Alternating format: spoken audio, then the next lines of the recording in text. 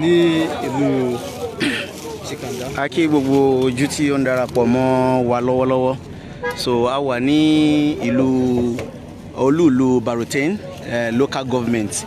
Níbẹ̀ ni a wà lọ́wọ́lọ́wọ́ báyìí níbi ìjókòó àlàáfíà èyí tí àwọn Barutain local government, precisely àwọn local government ní Barutain bí tí wọ́n pè pàápàá jùlọ gómìnà ìpínlẹ̀ Kuara state tí wọ́n pè fún àlàáfíà tí ó ń ṣẹlẹ̀ ní agbègbè Barutain ilẹ̀ Baruba lápapọ̀ láti wá ìtútù àti ìpẹ̀tùsíjà ní ohun tó ń ṣẹlẹ̀ láàrin àwọn ẹ̀yà àti ìran níbí. So níbí láti láǹfààní láti máa pàdé ọ̀kẹ́rẹ́ ti ilẹ̀ Ṣakí ọba Dr. Sofio Khalid Olúgbémidépò Ọlábísí.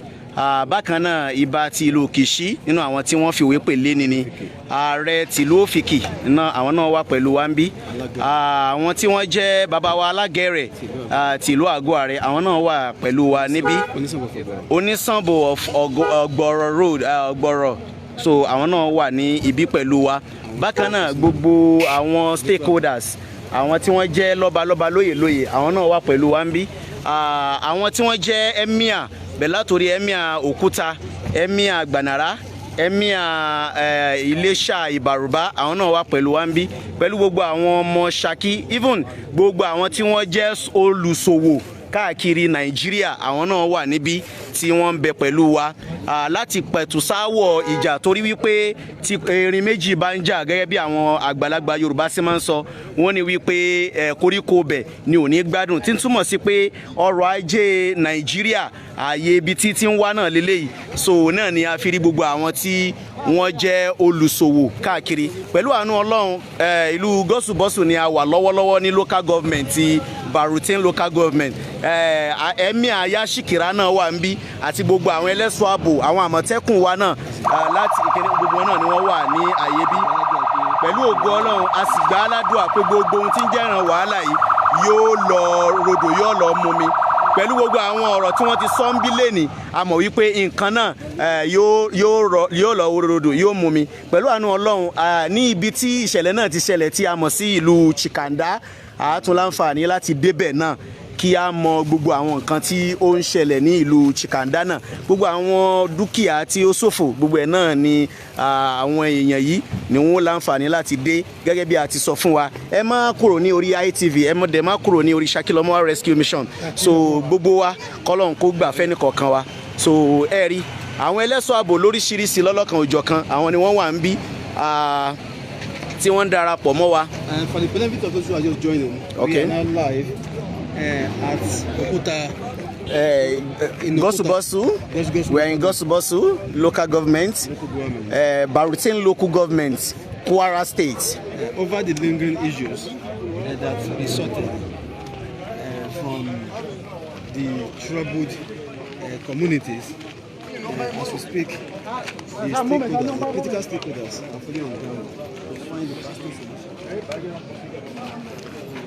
So àyè ibi tí a wà yìí ni gbogbo àwọn tí wọ́n jẹ́ baálẹ̀, àwọn ọba, so pẹ̀lú ẹni tí ó jẹ́ commissioner, aṣojú governor Kuara state níbi tí wọ́n ti ń fi ọ̀rẹ́ dárẹ́pọ̀ nípa pé ọ̀rọ̀ náà ó sì ti ń yanjú lọ. So thank you a lot. May God be with you. Pẹ̀lú àánú Ọlọ́run a sì tún lọ sí ìlú Chikanda. Gbogbo ẹ̀yin tí ẹ̀ ń darapọ̀ mọ́ wa a tún dé ìlú Chikanda náà. So a máa dé ìlú Chikanda náà. So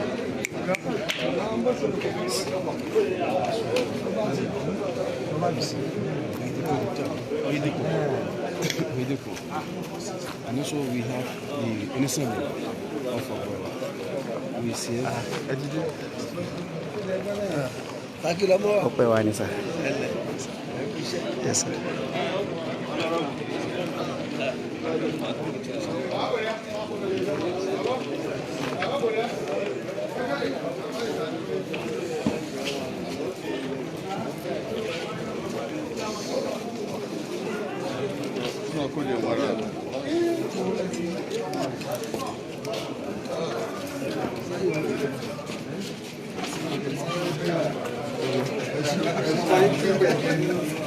Okay.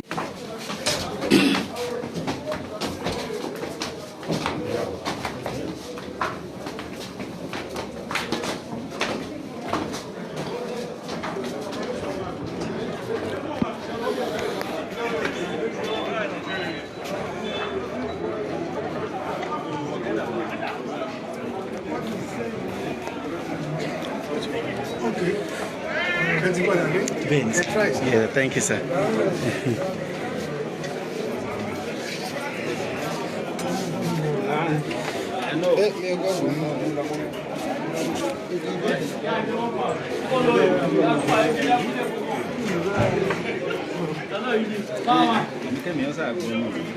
You can now stop after Amy has nobody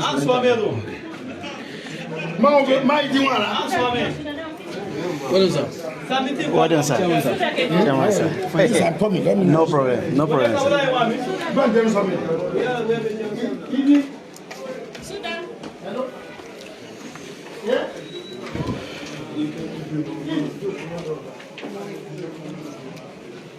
Let's see. Let's see.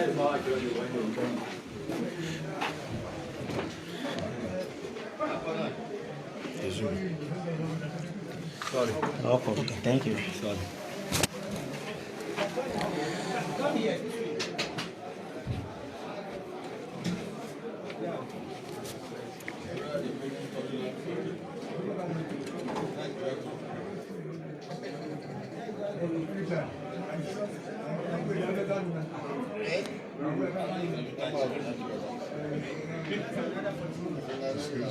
Thank you. Welcome, sir.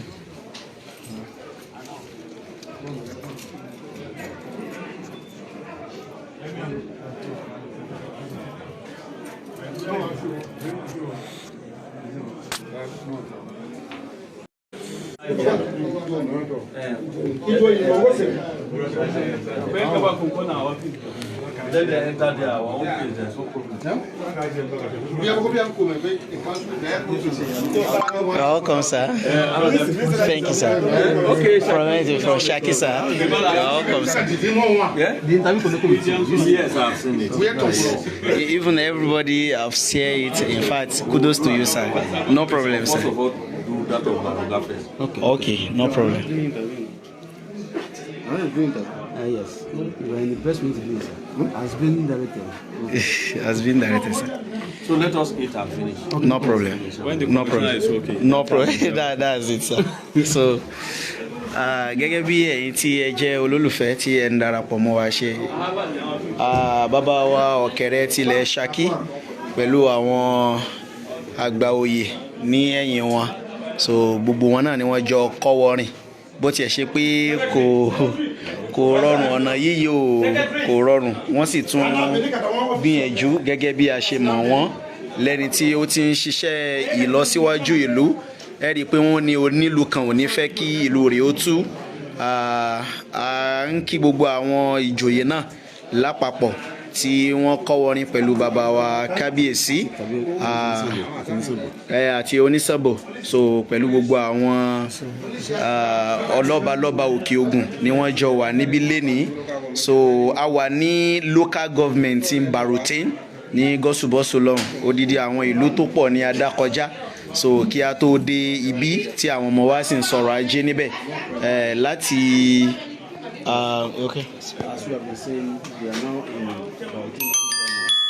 the Okere Shaki does not come alone. He is here with his traditional chiefs. As you can see them, we are screen the ITV and the Shaki Rescue Mission are fully on the ground to witness the situation of things.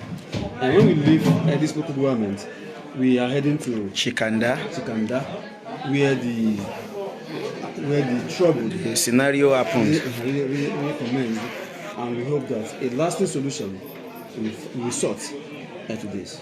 Gẹ́gẹ́ bí a ṣe mọ̀ wípé àwọn lọ́balọ́ba wa tí a fi jẹ ọba, àwọn tí wọ́n nífẹ̀ẹ́ ìlú ni wọ́n pẹ̀lú àwọn ìjòyè lẹ́yìn wọn bí a ti ń sọ fún wa lẹ́ẹ̀kan.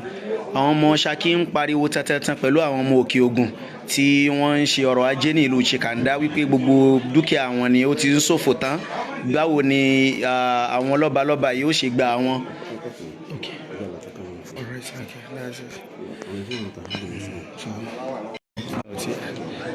ẹ ṣeun fún ìdarapọ̀ mọ́ Independent Television ITV àti Shakilomowa Rescue Mission. A ti wà ní ìlú Gọ́sùbọ́sù báyìí, olú-ìlú Barutin Local Government, èyí tí ìpàdé àlàáfíà èyí tí wọ́n pè lénìí láti pé kí ó wáyé níbẹ̀. Gbogbo àwọn ọba wa lọ́balọ́ba lókè Ògùn ni wọ́n ti wà níbí.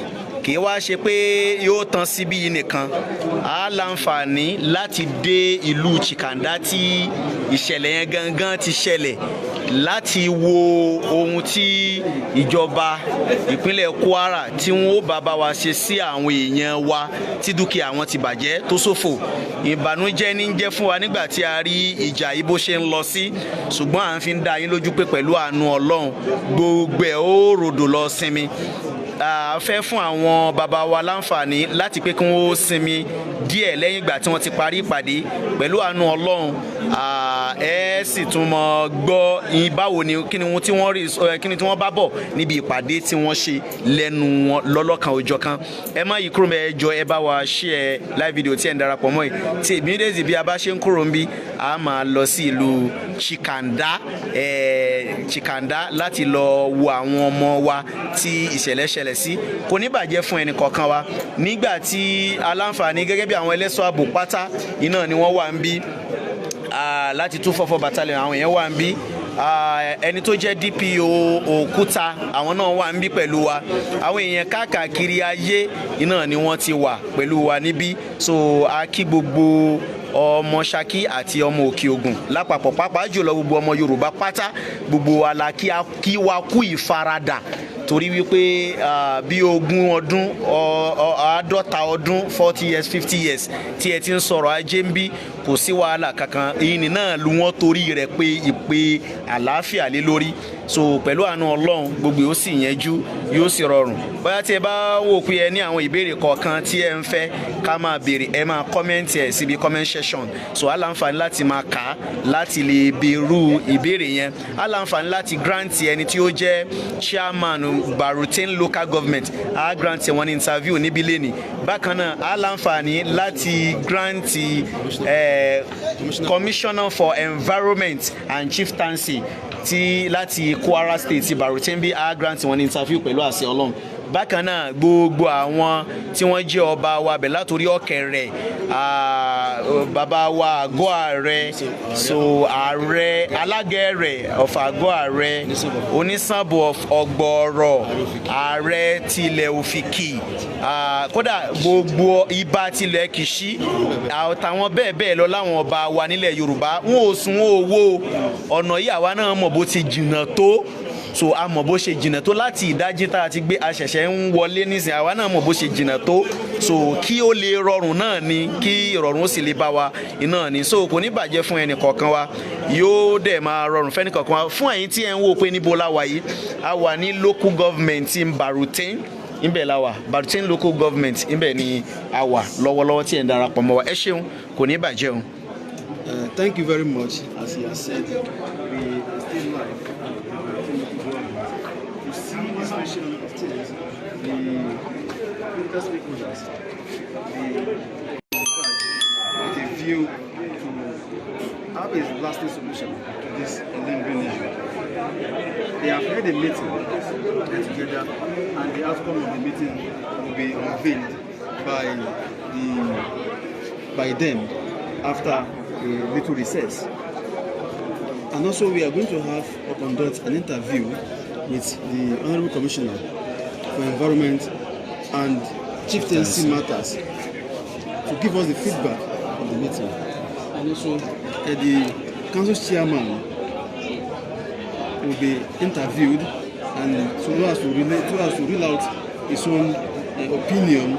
And after that, we are heading to where the trouble started, the affected place, to see the situation of things and see how many things were affected, how property were destroyed, and see how the government can be able to look into it so as to lessen the agony of the people. Thank you. So gbogbo ẹ̀yin tí ẹ jẹ́ olólùfẹ́ àti ọmọ Yorùbá, ọmọ Ṣakí, ọmọ Kìṣí tí a wà ní ìlú Chikanda, ẹ máa kóra jọ, ẹ máa sọ fúnilé, sọ fàlejò. Àwọn tí wọn ò bá láǹfààní láti máa wò wá báyìí, ẹ sọ fún wọn pé pẹ̀lú àánú Ọlọ́run kí wọ́n kóra jọ. À ń bọ̀ wá sí ìlú Chikanda immediately tí a bá ti kúrò ní gọ́sùbọ́sù tí a wà lọ́wọ́lọ́wọ́ báyìí. Ẹ ṣeun, kò ní bàjẹ́ fẹ́ni kọ̀ọ̀kan. Much love and God bless you all. As been said by a colleague who is here, we are coming on ground to Chikanda very soon, and we urge the Saki indigenes who are residents of the area to converge so as to join us as event unfold. Thank you.